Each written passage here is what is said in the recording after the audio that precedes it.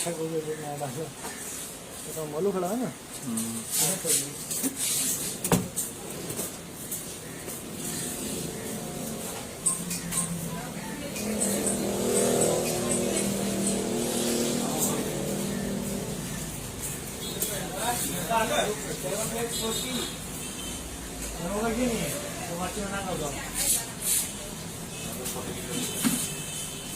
नहीं है